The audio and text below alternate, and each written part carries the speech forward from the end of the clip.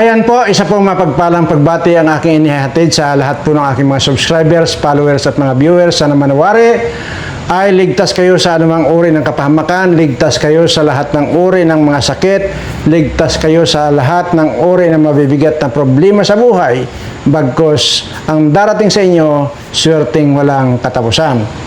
Ngayon po ay wala akong sasabihin, kundi meron po akong ipapabasa sa inyo dahil hindi ko po maintindihan. Hindi ko po kasi maintindihan, kaya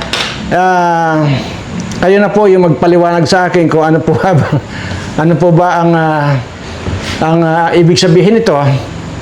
At kung magsasabi po ako kung ano nasa isip ko at i-correct niyo po ako kung mali ako or tama ako, no? At mamaya po ay ating pong sasagutin yung katanungan po ng ating isang viewer. Siguro ito, hindi ko sigurado kung subscriber natin to ay maaring viewers, pero open naman po lahat dito at tuturuan po natin lahat dito, viewers man o subscriber, basta Pilipino, ay willing po ako magturo ng mga sikreto kung paano ang pag-asenso ng isang negosyo. Ano po? Pero dahil nga po dyan ay ito muna ang gusto kong ipakita sa inyo. Kasi, ito po ito po ay post ng Showbiz Gossip Mill. Ayan Showbiz Gossip Mill. Ayan po ayan po ang post niyan. Ito na po yung post niya. Ayan. At ang nakalagay po rito, PBBM agaw buhay. Ayan po. Ayan. PBBM agaw buhay.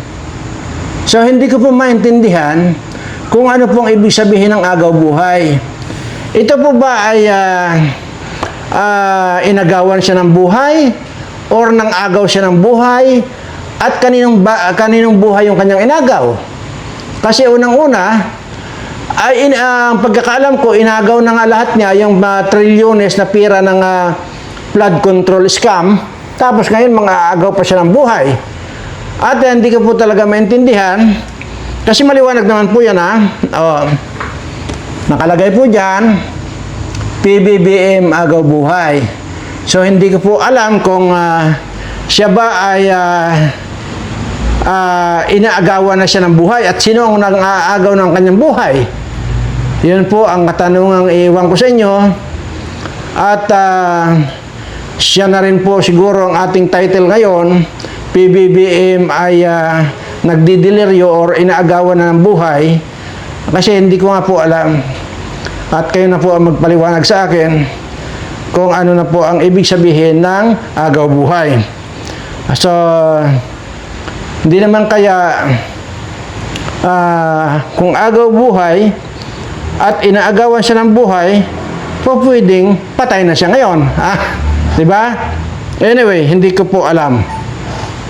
Kaya po iniiwan ko po katanungan sa inyo yan, kung yun ba ang pagkakaintindi ko. Kasi matapos na agawin niya lahat yung mga trilyon ng pira ng flood control project, ay mga agaw pa siya ng buhay.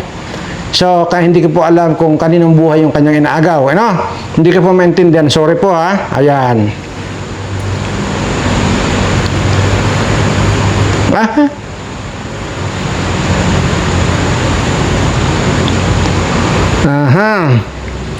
Ngayon po ay madako na po tayo doon sa katanungan po nung ating followers man may tatawag, o yun po ay ayan.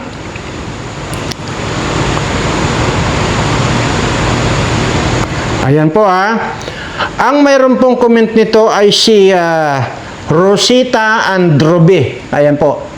Rosita Androbe po Baliktad man po yung kwan dyan, nakasulat dyan, kasi hindi ko na po alam kasi kung paano baguhin itong setup ng camera. Basta yung Rosita Androbe. Ang kanya pong comment ay ito po. Blessed morning, sir. Ano yan? Bliss morning, sir. Paano po kung sari-sari store, ano po ba ang magandang sikreto sa pagtatayo ng negosyo ng sari-sari store? Sana ituro mo rin. Thank you. God bless you. Watching from Samar, Calbayog City. Hindi ko po alam ito kung ang sinasabi niya, ano rin ba magandang sikreto sa pagtatayo ng negosyo ng sari-sari store. Ayan, at siguro hindi pa nakatayo kasi magtatayo. Sabi niya, okay, Madam at Rosita, kung inyo pong napapakinggan ako ngayon o napapanood, ay sinabi ko na po dyan sa unang episode natin yung pagtuturo ko ng yung mga kaunting kaalaman sa negosyo. Kung meron na po kayong kapitbahay na meron na pong sari-sari store, huwag na po kayong makihalo. Huwag na po. Kasi unang-una, tanggalin na po natin yung ugali natin na Pilipino na dahil lang sa naiinggit tayo sa kapitbahay may tindahan, maging ganun din po ang gagawin natin. Hindi po ganun kung gusto mo talagang pag-asenso sa buhay ang gusto mong marating. Pero kung gusto mo lang mambuisit sa kapitbahay mo na may tindahan, ay di, okay lang, nasa sa iyo yan. Pero kung ang gusto mo ay yung para umunlad ka sa buhay, ay huwag na po. Kung meron na po kayong kapitbahay na may tindahan. Kasi di ba, kita nyo naman mga kaibigan, no? At sunod-sunod yung mga tindahan na makikita nyo naman. Kasi wala na nga silang alam na gawin kung ano pa yung dapat nilang gawin. Kundi, gumaya na lang. Gaya-gaya. Yun po ang ibig sabihin.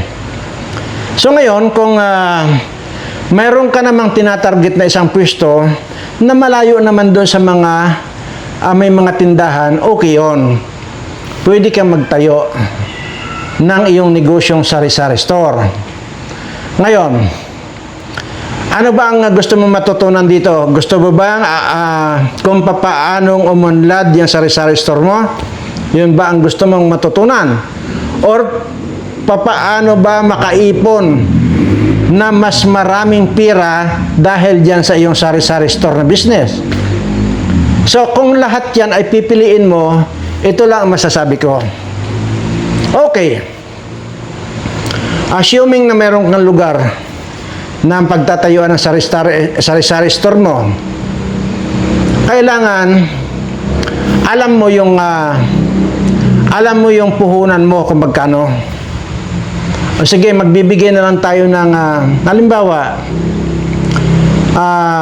kaunti lang naman yung 5,000 eh. So sabihin natin 20,000 yung puhunan mo sa sari-sari store. Kasi actually yung 20,000 kakaunti lang yun eh. So sabihin na natin 50,000. Ano man yan? 20, 30, 40, 50. Okay. Huwag na nating isa-isahin. Ano man doon. Kasi ngayon kung magtayo ka ng sari-sari store, yung 50,000 po ay kaunti lang. So sige, basta ikon lang natin yun.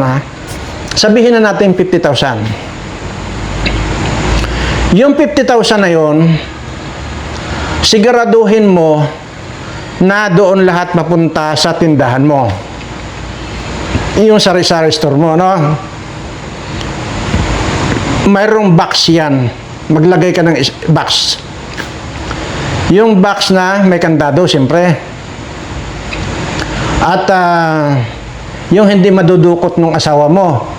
Kasi kung asawa mo lasinggo, baka kupitin lang ng kupitin ng asawa mo yan. Di ba? Maging reality na lang tayo. Maging real talk na lang tayo. Pagka kanyan, papasikat yan doon sa mga barkada, mangungupit yan. Okay. So kung yung 50,000 na yun, sige, kunin mo doon sa isang box mo. Ibili mo lahat yon puhunan. Ibig sabihin, eksaktong 50,000 ang pinuhunan mo sa tindahan mo. Ngayon, lahat naman ng mga kanon binta, ilagay mo rin sa isang lalagyanan. Pagdating ng hapon, ay bilangin mo kung magkano yung napagbintahan mo. Kasi malalaman mo naman yan kung tumubo ka doon, kasi lahat naman yan ng mga item nakalista naman yan eh. So halimbawa nung natin, sige, i-fast forward natin. Halimbawa natin ay lingguhan mo na lang bilangin, okay? At lumabas halimbawa na tumubo ka, halimbawa na lang natin ng 2,000 na lang. Sabihin na natin 2,000 ang tubo mo sa loob ng isang linggo halimbawa. Yung 1,000 nun, ihalo mo doon sa box na puhunan. Tapos, yung 1,000 naman, kasi 2,000 ang kinita mo eh. Kita ang pinag-uusapan natin, hindi binta ha. Yung tubo mo na. Halimbawa, tumubo ka ng 2,000, ihalo mo yung 1,000 doon sa puhunan. At yung 1,000, yun naman ang pang pamilya o pang sarili mo or pang gastos mo. Okay? Kung ano man yung gusto mong bilhin doon. Basta laging kalahati ang kunin mo doon sa tubo. Sa tubo ng pinag-uusapan natin dito. Yung kalahati ng tubo mo, isama mo doon sa puhunan. So, ganun ng ganun. Huwag na huwag mong babawasan yung puhunan mo. Dahil puhunan mo ngayon, bagkus ka, dadagdagan mo kasi may tubo ngayon eh. Di ba? Ano man ang mangyari, hanggang doon ka lang sa kalahati lang ng tubo mo ang kunin mo. Yung kalahati, laging ilagay mo sa puhunan para padagdag yan. Ngayon, kung halimbawa kapos ka, abay gumawa ka ng paraan, hindi doon sa puhunan mo sa tindahan. Kaya po maraming hindi nagiging successful na tindahan sa store. Alam niyo po yan, na doon lahat kukunin. Kukunin mo, pambili ng bigas, pambili ng ulam, doon lahat, hanggang sa makukuha mo na yung puhunan, di ba? Tama ako, mali? So, wala pong mangyayari kung gano'n.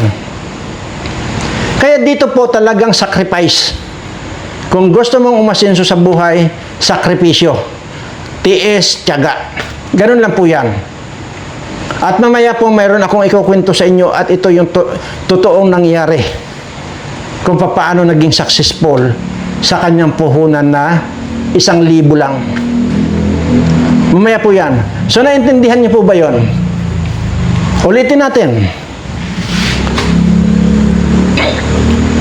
Ito yung box. Puhunan mo rito 50,000. Siyempre, kinuha mo yung 50,000, ipinambili mo na sa store. Okay, empty na ito. Yung tubo noon, sinabi ko laging kalahati ang ilagay mo rito. So, nadadagdagan yung puhunan mo. Yung kalahati ng tubo mo, yun ang panggastos mo. Yun lang, hanggang doon ka lang. Huwag na huwag kang kumuha na dito sa puhunan mo. Dahil pagka yun ang ginawa mo, walang mangyayari. Sasabi ka, tagal-tagal na ako nagsasari-sari store, hindi pa ako umaasenso. Paano nga? Pati yung puhunan mo, ginagastos mo. Kinukupit pa yung asawa mong lasinggo. Palainom pa. At saka isa pa, lahat ng kukunin nyo dyan, kailangan bayaran ninyo. Hindi pwedeng libre yun. Kaya saan ka kukuha ng pambayad? Doon sa tubo mo. Yun din ang pambibili mo. Kahit na sari-sari store mo yan, bibili ka rin ng bitsin o magic sarap yan, bilhin mo. Posporo, mantika, bilhin mo. Huwag libre. Yun po yung kasi sinasabi ko, sa umpisa lang po yan na kailangan maging sacrifice ka, magsasacrifice ka. At pagka yun ay namintin mo, sinasabi ko sa iyo, ikaw yung napaka-successful na businessman or businesswoman pagdating sa sari-sari store. Yan po ang sekreto. kung papaanong napapa-improve, papaanong napapalaki ang sari-sari store mo sa pamamagitan ng disiplina sa sarili. Yun po yan. So, I hope na nasagot ko itong tanong ni Rosita and Ruby. So, actually, mayroon po ditong isa pa na may nagtanong. Ano ba yung tanong? Tika ha. Sandali. Mayroon din po na isa pang nagtanong.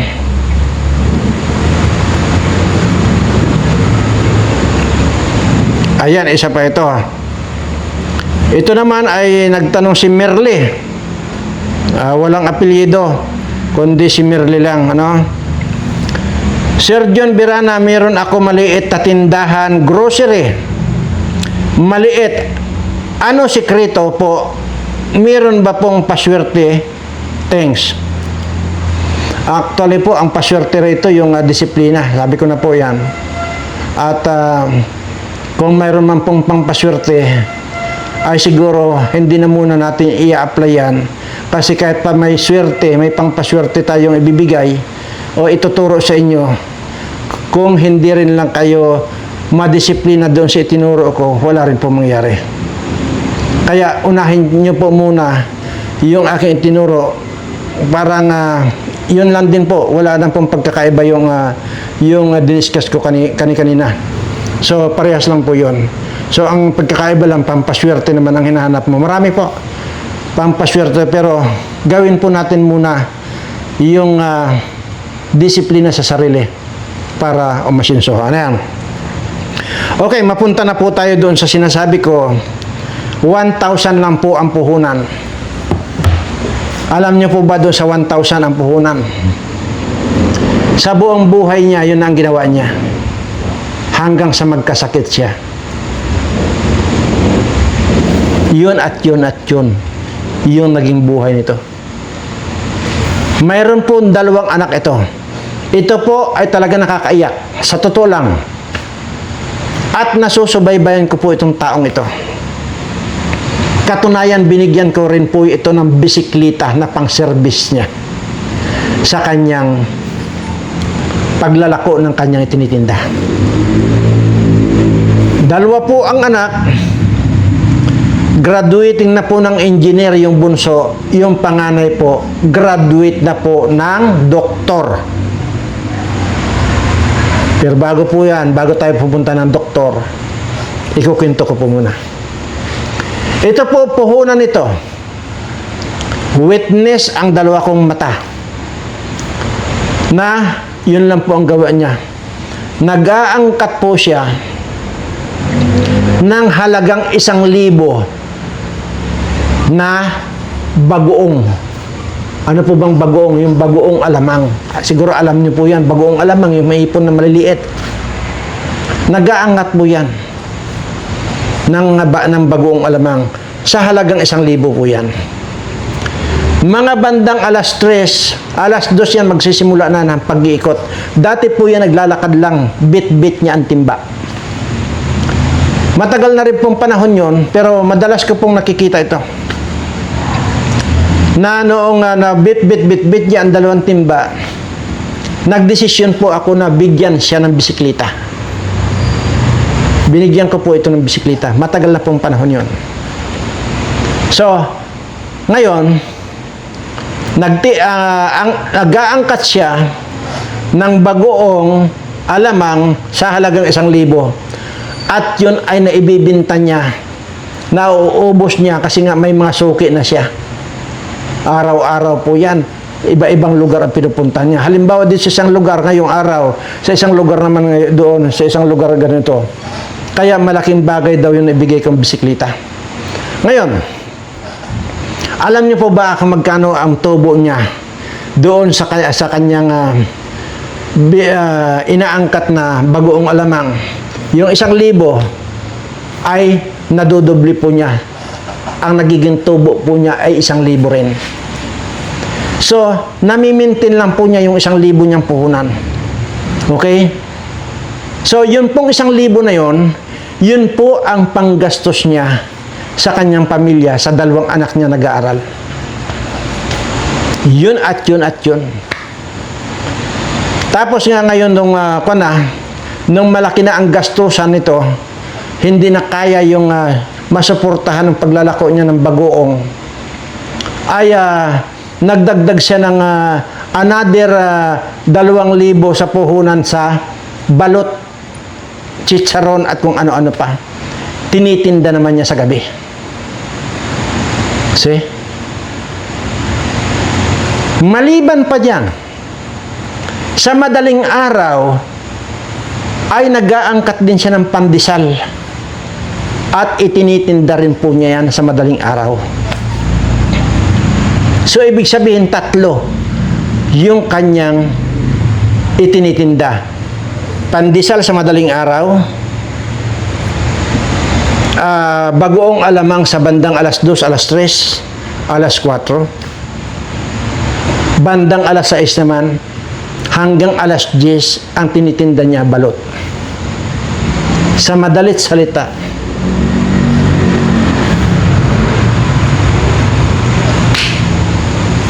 sana hindi ako maging emotional. Ito pong taong ito talagang panto. Obserbado ko ito ang galaw ng buhay nito. Ganon ang ginawa niya. Yung nga sabi ko, madaling salita, tamang-tama na pag-graduate niya yung kanyang panganay na anak na doktor. At the same time, pasado po siya para maging doktor. Yung anak niyan.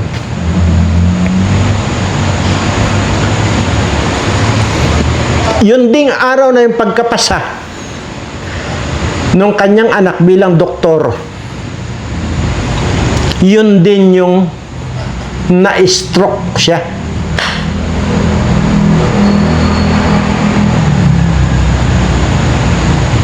Pero hindi po siya namatay. Hanggang ngayon po buhay siya. Ang hindi lang niya na patapos, pero graduating na po yung kanyang bunsong anak. Engineer naman po. Dahil lang po doon sa kanyang pagtsatsaga.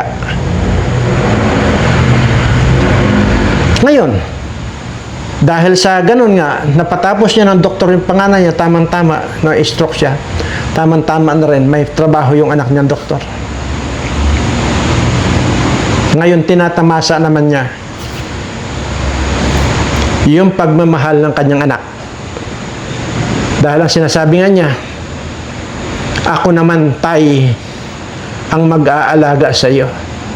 Ako naman ang magsusuporta sa iyo. Nung na-stroke ngayon, dinalaw ko pa. Alam nyo yung binigay kong bisikleta, nakasabit doon sa kanilang gilid ng bahay kasi siraan na rin po.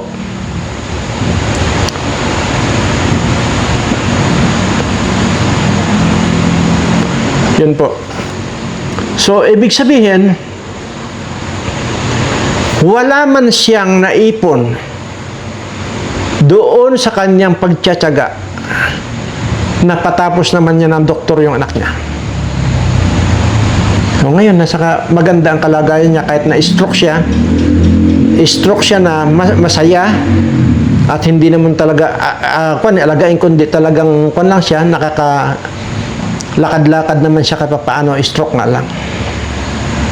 Pero ang saya niya dahil may anak siya na responsable.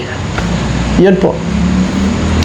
Kaya ano man po yung gaano man po karami, gaano man kaliit ang iyong puhunan sa negosyo, pagka ikaw ay may disiplina sa sarili mo, aangat ka. Isa pa, itong ikukwento ko sa inyo. Ito ay may puhunan na 3,000. Kahit ang 3,000 lang po ang puhunan nito. Actually, binigay lang po ng kanyang kapatid yung 3,000 na yun. Dahil nakiusap sa kanyang kapatid na desidido siyang kahit na anong maitinda niya dyan o ano, talagang hindi niya babawasan ng 3,000 na puhunan niya. Pinanindigan niya. Nung naibigay ng kapatid yung 3,000 na puhunan niya, wala siyang ibang ginawa kundi mag-ikot na mag-ikot. Hanggang sa may makita siyang binibintang bisikleta na luma. Binili niya sa halagang 200 yung bisikleta. Pininturahan niya, inayos niya, naibinta naman niya ng 1,500. Kasi di maliwanag na natumubo na siya. Ganon din. Inilagay niya ng iniligay sa puhunan. Ganon ng ganon. Kahit ano makita niya. Kahit ano yung makita na dyan, kung ano man yung pwede niyang bilhin na pwede niyang ibinta. Lahat yung ginagawa niya. May makita siya dyan na halimbawa kung ano yung mga kahit na ano binibili niya.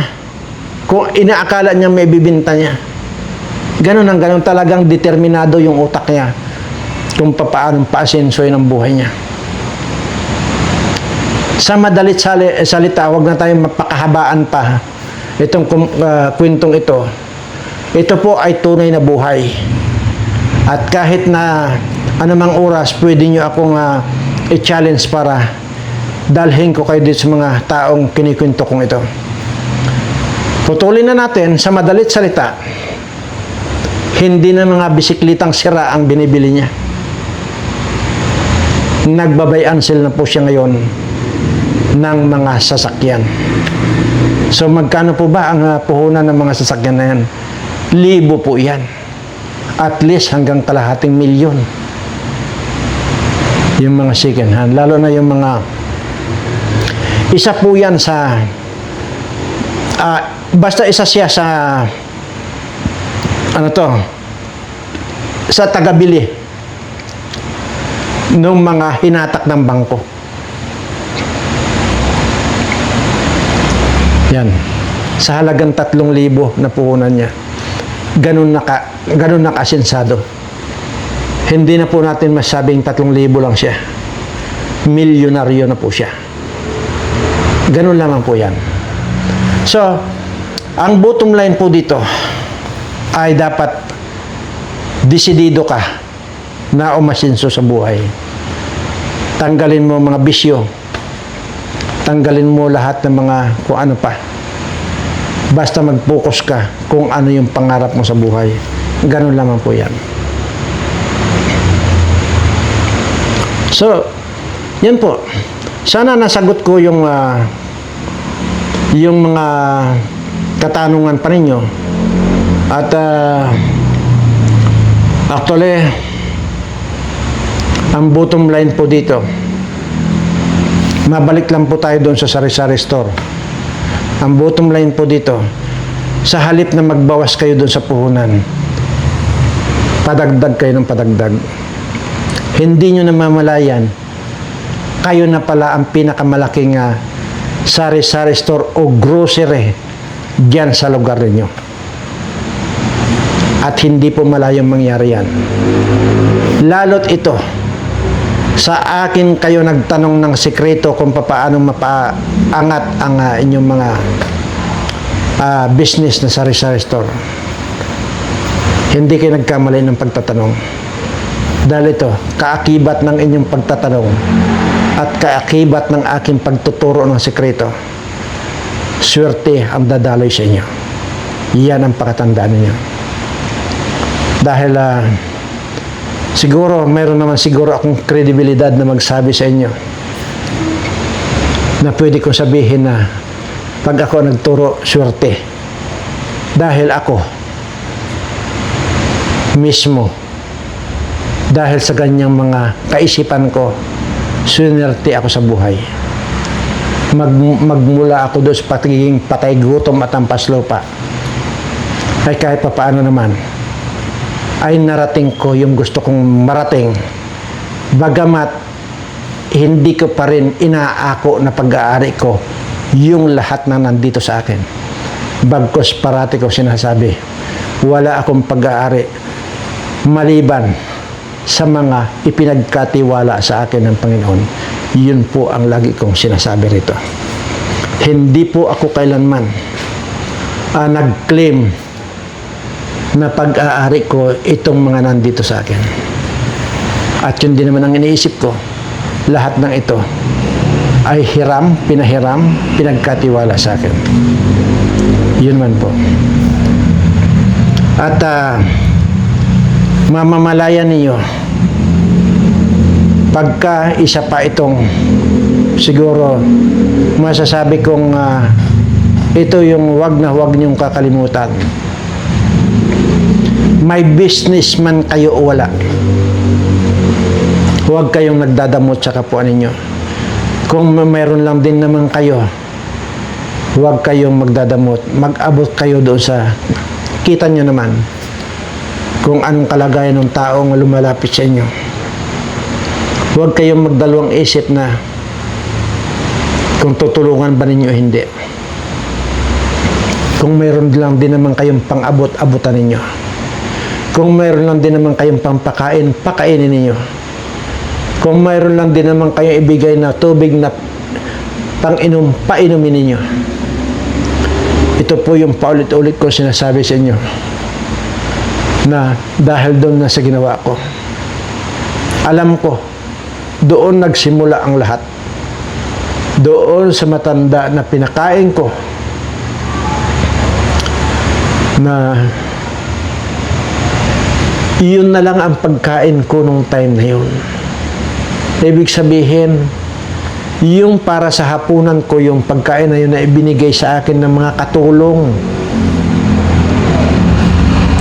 diyan sa Green Hills dati, kung saan ako nakatira sa ilalim ng truck. Yun yung pagkain ko na dapat, yun ang panghapunan ko.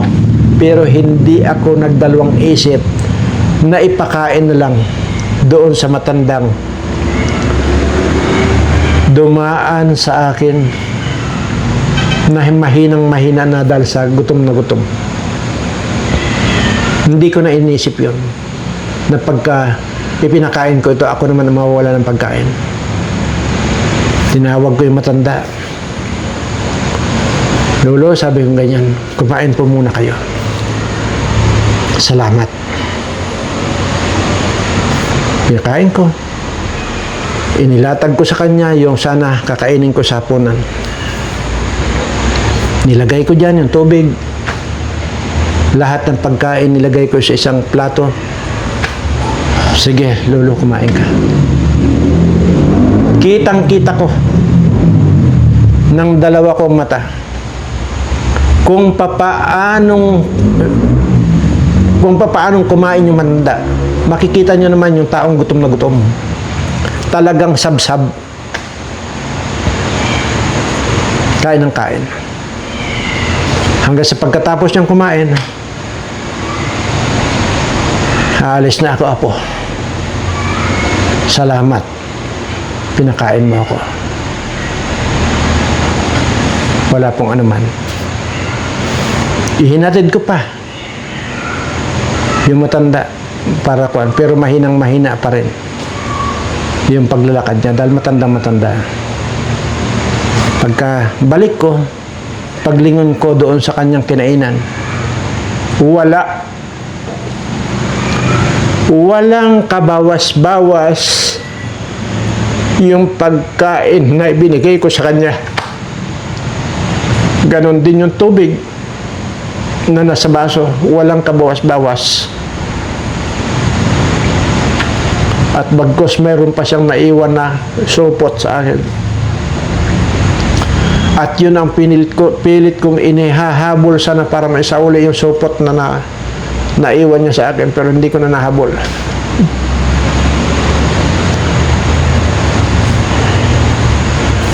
Maraming beses ko na pong ikuninto ito, kaya maraming salamat na lang po sa mga nakapakinig noon. At inaasahan ko po na bagamat ito ay isinishare ko sa inyo, gusto ko dadaloy din yung pagpapala ng ating Ama sa inyong lahat na makakapakinig nito. Maraming salamat. Ito na ang umpisa ng pagdaloy ng swerte sa inyong lahat. Maraming salamat po at mahal na mahal ko po kayong lahat.